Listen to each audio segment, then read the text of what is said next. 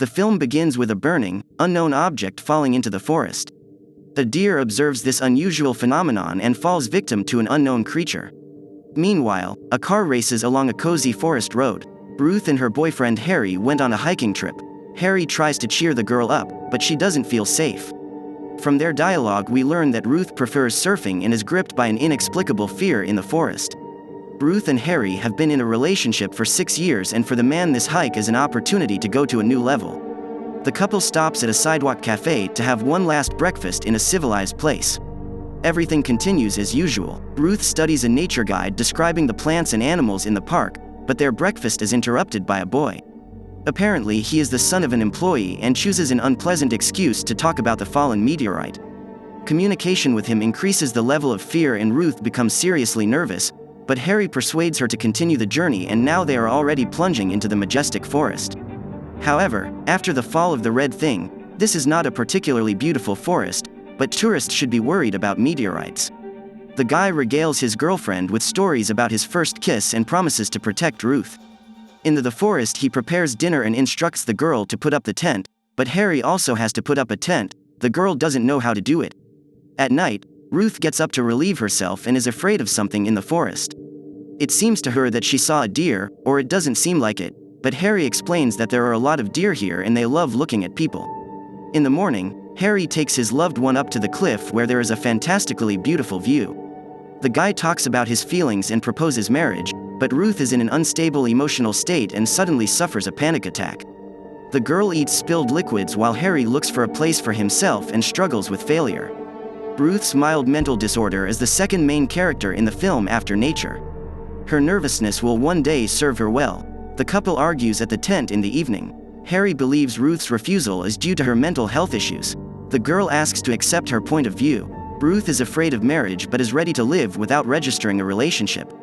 Harry believes that Ruth's parents' divorce and the girl's inability to accept the help of a psychologist are to blame. Luckily, they don't burn all their bridges and just go to bed. In the morning Ruth finds a note. Harry went for a walk. The girl decides to call her doctor, but there is no connection.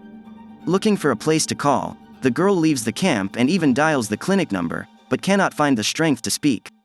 But when she looks around, she discovers everything that is left of the deer. The skull is cleanly cut open lengthwise and it is unclear who or what may have caused this damage. In addition, the skin is covered with a kind of blue slime. Ruth is very scared again, but Harry unexpectedly finds her. The guy calms the girl down, examines the remains, and in the evening, during a stop in the reference book, shows the deer's illness in order to finally calm his nervous girlfriend. The conversation turns back to the topic of marriage and it seems that the couple is coming to terms with a tentative truth. In the morning, Harry prepares breakfast and Ruth goes into the forest on business, but suddenly finds a small grotto. On the floor, the girl's attention is drawn to the already familiar blue slime. Ruth sees something and turns around. Meanwhile, Harry eats alone and looks at the clock. Soon he goes to look for her and his efforts are quickly rewarded with success. Ruth stands in the forest, calm but strange. After a while, the couple stops for the night, and that night Harry wakes up alone in the tent. He looks for his girlfriend again and comes across the girl, or rather Ruth tries to stab Harry with a knife but stops in time. She explains the knife in her hands as her fear of the beast. After returning from the cave, the girl becomes more and more strange. She no longer sleeps, and when Harry talks about his prospects in the morning, he doesn't respond to his words. The man is ready to despair, but then she agrees to the marriage with the only condition that he must repeat his marriage proposal on the cliff.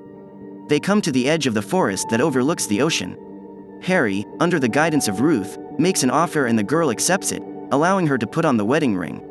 She kisses her lover, but suddenly attacks him and pushes him off the cliff. After enjoying the lifeless body on the bank, Ruth runs through the forest. Runs for quite a while and finally falls over from fatigue. After a while she is found by the tourists Ray and Vivian. The girl is covered in cuts and bruises. She is clearly dehydrated. Tourists want to call for help, but there is no connection. After giving the girl a drink, they invite her to join them at the stop. Ruth portrays amnesia, saying that she cannot remember how she got to the forest or what she is doing here. The tourists no longer rejoice at the unexpected encounter, but decide to continue trying to solve the stranger's riddle. Vivian tries to talk to Ruth, but it's all in vain. The girl only pays attention to the knife the couple has. Finally, the tourists decide to look for a way to get in touch with help. While they agree, Ruth manages to get hold of the knife. Ray and Vivian think she's going to attack them now, when suddenly Harry shows up. He has changed a lot since his death, and it seems that his body is possessed by some kind of creature. Harry quickly deals with Ray and follows the girls. After luring Vivian, he wounds the poor woman and gives Ruth an ultimatum that he will kill Vivian if she doesn't show up. However, he doesn't keep his promise.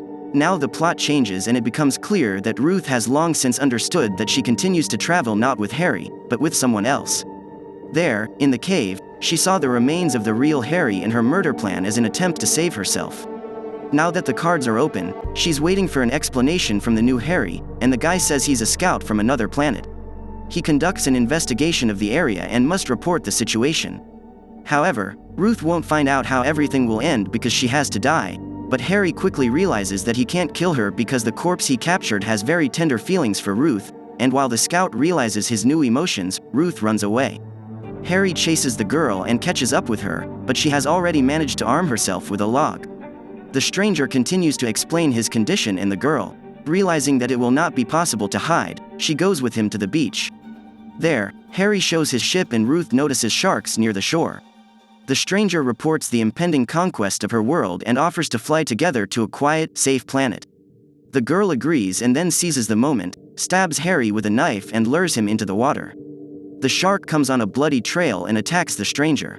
Ruth runs again. Meanwhile, Harry manages to get to land and defeat the sharks. The girl somehow finds Ray and Vivian's camp, the tent, and everything is in its place, but Ray's hand is also where he lost it in a fight with a stranger. Ruth succumbs to another panic attack, eats the last pill and falls into the hands of Harry or tentacles. The alien puts Ruth in a cocoon in a cave. He will soon transform Harry's body and take Ruth's place in her life. The stranger spits out a philosophical monologue about love. He gradually turns into Ruth, becomes an exact copy, and the girl seemed to have already given up, but when she saw herself, she suddenly remembered all her weaknesses and told the enemy what awaited him in reality. The girl talks about her fears, pain and experiences that the stranger received with her body. She does this with great feeling and in her words pours out all the hatred for her own helplessness in the face of the cruel world. The stranger suddenly goes into a panic attack himself and the magic pills are gone. Ruth manages to free herself from the cocoon by pretending to feel compassion. She misleads the alien and manages to inflict several injuries on him that she believes are incompatible with life. Ruth comes out of the woods and gets behind the wheel, but how do we know this is the real Ruth because the alien now looks exactly like her? It's very simple. The girl put on her jacket when she came out of the cave. A radio in the car makes noise and Ruth hears the voice of a stranger threatening her. The car leaves the forest and the sky is lit up by many ships flying to Earth. At this point, the film ends. If you've come this far, make sure to give a thumbs up and subscribe my channel. See you later.